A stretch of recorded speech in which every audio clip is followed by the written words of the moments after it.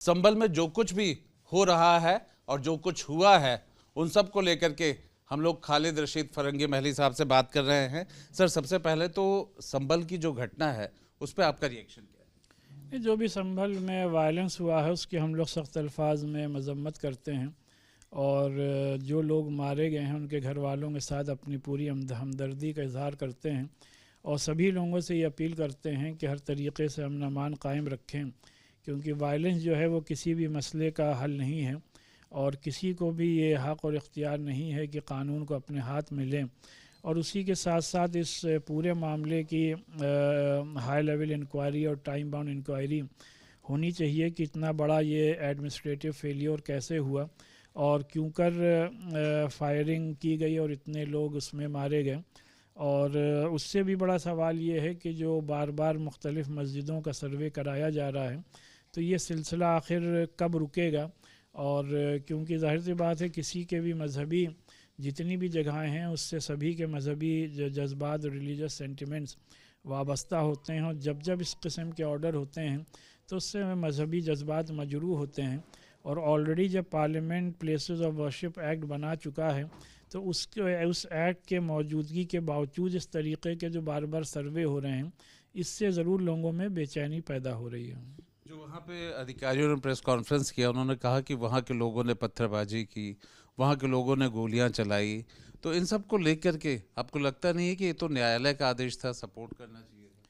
नहीं, एक बार सर्वे हो चुका था और ये दोबारा सर्वे हो रहा था और जाहिर सी बात इस सिलसिले में इसीलिए बात कही कि अगर किसी ने भी अपने कानून को अपने हाथ में लिया है तो बात गलत है और इसमें जो भी न्यायालय ने कहा है उसके साथ उसमें सभी को कोऑपरेट करना चाहिए। लेकिन इसलिए ये बात कही जा रही है कि इस पूरे मामले की हाई लेवल इंक्वायरी हो कि इसके लिए कौन ज़िम्मेदार था और क्यों कर इतना बड़ा एडमिनिस्ट्रेटिव फेलियर हुआ। और फिर जो बड़ा सवाल है, बड़ा क्वेश्चन मार्क जो बार बार रेस किया जा रहा है वो यही कि मस्जिदों का सर्वे आखिर कब तक चलेगा। आप जो प्लेस ऑफ वर्शिप एक्ट की बात कर रहे हैं, आखिर आपको क्या लगता है कि क्या जानबूझ करके इस तरह की कोशिश हो रही है? क्या न्यायालय भी कुछ इस तरह के मामलों को ज़्यादा संज्ञान में ले रहे हैं? नहीं, जितना हम समझते हैं थोड़ा बहुत क़ानून को कि अगर पार्लियामेंट ने कोई एक्ट बनाया है तो वह एक्ट ज़ाहिर सी बात है ऑल ओवर इंडिया उसका निफाज होगा। और एक्ट को बने हुए आज कई साल हो चुके हैं लेकिन उसके बावजूद भी बार बार इस किस्म के फ़ैसले आ रहे हैं जो कि हम लोग ये समझते हैं कि उस एक्ट के ख़िलाफ़ हैं। और मुल्क भर में हज़ारों नहीं लाखों इबादत गाहें हैं। अगर इस तरीके से एक एक करके बार बार मसाजिद हों या दूसरी इबादत गाहें हैं उनके सर्वे के सिलसिले में ऑर्डर किया जाता रहेगा तो ये सिलसिला कहाँ पर जा कर के रुकेगा, बड़ा सवाल ये है। यही सवाल है कि क्या आपको लगता है इस वर्कशिप एक्ट के तहत कहीं ना कहीं पुरानी चीज़ों को उठाया जा रहा है, और जो आप कह रहे हैं कि न जाने कितने ऐसे इबादत गाहें होंगी जहां पर ये सब सवाल उठेगा, तो इस पे मिसयूज़ हो रहा है, इसका पॉलिटिकल कहीं ना कहीं इम्पैक्ट हो रहा है? नहीं, गलत सही ये हकीकत है कि इस पे कहीं ना कहीं आप अगर सोसाइटी में देखें तो लोगों के दरमियान इस को ले करके बड़ी बेचैनी पाई जा रही है। फिर मुल्क ही का कानून है, कोई बाहर से कानून नहीं बनाया गया, तो अपने मुल्क में और मुल्क के पार्लियामेंट के बनाए हुए कानून पर अगर अमल नहीं होगा तो किस कानून पे अमल होगा। एक और सवाल है कि अब इस पे तो राजनीति शुरू हो गई है। कांग्रेस से लेकर के आपने विश्व हिंदू परिषद तक का मामला पढ़ा, उन्होंने कहा कि ऐसे कैसे हो सकता है कि कुछ लोग अपने दम पर इस तरह की चीज़ों को कहीं ना कहीं उसके ऊपर अपना दिखाएंगे कि ये हमारा हक है, ये हम नहीं होने देंगे, न्यायालय के फैसले को नहीं मानेंगे।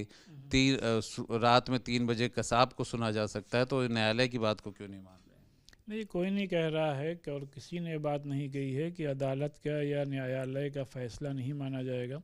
लेकिन उसी के साथ साथ जो बार बार ये बात कही जा रही है कि जो पार्लियामेंट ने कानून बनाया है वो माना जाएगा कि नहीं माना जाएगा। इन सब को लेकर कल संविधान दिवस भी है और वक्फ को ये माना जा रहा है कि संविधान में कहीं जगह नहीं मिली है। अपने ही संविधान में आर्टिकल 25 है जिसमें कि बहुत वाज़ेह तौर पे ये बात कही गई है कि all citizens are free to profess and propagate religion of their choice. और मुसलमान भी इस मुल्क का एक बाइज़्ज़त शहरी है, वो भी ऑल सिटीजन्स में आता है। फिर आर्टिकल 26 में पूरा ये राइट दिया गया है कि to manage our religious affair, और ये रिलीजियस अफेयर्स का हक़ किसी एक कम्युनिटी को नहीं दिया गया है बल्कि तमाम इंडियन सिटीजन्स को दिया गया है। और मज़हब इस्लाम में नमाज, रोज़ा, हज, ज़कात, वक्फ़, ये तमाम चीज़ें जो हैं वो मज़हब इस्लाम का इंटीग्रल पार्ट हैं। अब मस्जिद हो या मंदिर हो, पूजा हो या नमाज हो या वक्फ़ हो, इनका अलग अलग कहीं तस्करा ज़ाहिर सी बात है कॉन्स्टिट्यूशन में नहीं है। इन आर्टिकल्स के ज़रिए से बाय एंड लार्ज इन तमाम चीज़ों का हक़ और इख्तियार हर सिटीज़न को दिया गया है।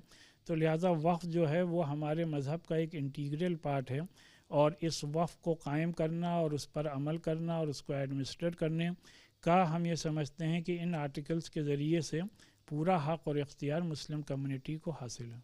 एक आखिरी सवाल, क्या वफ़्क़ को लेकर के ध्रुवीकरण की कोशिश की गई थी पहले की सरकार? ये कानून बना, वक्फ़ एक्ट बना, और वक्फ़ एक्ट के ज़ाहिर सी बात है मुल्क के पार्लियामेंट ही ने कानून बनाया, कहीं किसी ने बाहर से आके नहीं बनाया, और उसी एक्ट के तहत पूरे मुल्क में वक्फ़ प्रॉपर्टीज़ को मैनेज किया जा रहा है। और ये बात भी साफ़ होनी चाहिए कि वक्फ़ की प्रॉपर्टीज़ कहीं और से नहीं आई हैं, बल्कि मुसलमानों ने ख़ुद अपनी पर्सनल प्रॉपर्टी को लोगों के फ़लाह के लिए, लोगों की बेहतरी के लिए अल्लाह की राह में उनको वक्फ़ किया है। ऐसा नहीं है कि किसी दूसरे की ज़मीन को वक्फ़ कर दिया हो।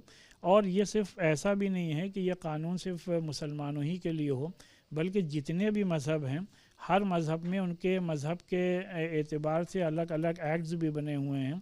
और जैसे हमारे हिंदू मज़हब में हिंदू भाई अपने चीज़ों को दान देते हैं, और मुख्तलिफ़ आप अगर देख लें मठ हैं, उनके लिए मुख्तलिफ़ क़वानीन बने हैं। तो ऐसा जो एक परसेप्शन कायम किया जा रहा है कि जैसे वक्फ़ कोई ऐसा एक कानून है जो सिर्फ मुसलमानों के लिए बनाया गया है और दूसरी कम्युनिटीज़ को इस सिलसिले में कोई सहूलत नहीं दी गई है, ये बात बिल्कुल ही गलत है।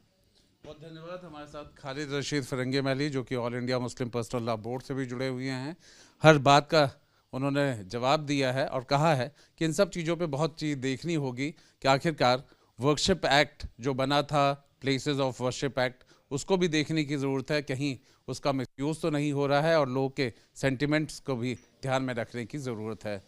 वीडियो जर्नलिस्ट दीपक राणा के साथ Alok Pandey, News Nation, Lucknow. News Nation अब व्हाट्सएप पर खबरों के ताजा अपडेट के लिए न्यूज नेशन के इस QR कोड को स्कैन करें।